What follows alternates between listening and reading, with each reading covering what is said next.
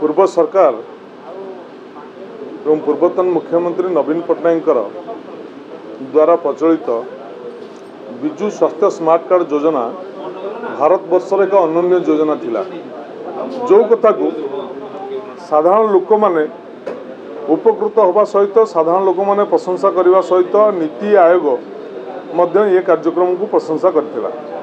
किंतु वर्तमान सरकार केंद्र सरकार चापरे एवं राज्य सरकार दूरदृष्टि अभाव कारण वर्तमान आयुष्मान योजना कार्यकारी करने को जाऊँ।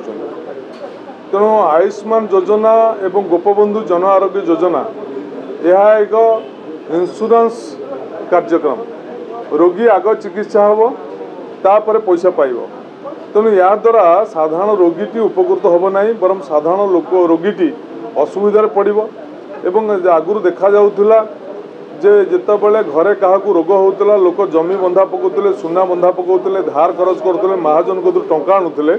बर्तमान से ही अवस्था को बर्तमान ये सरकार रोगी मान को ठेली दौची। ये सरकार रोगी चिकित्सा सेमती किसी आंतरिकता ना।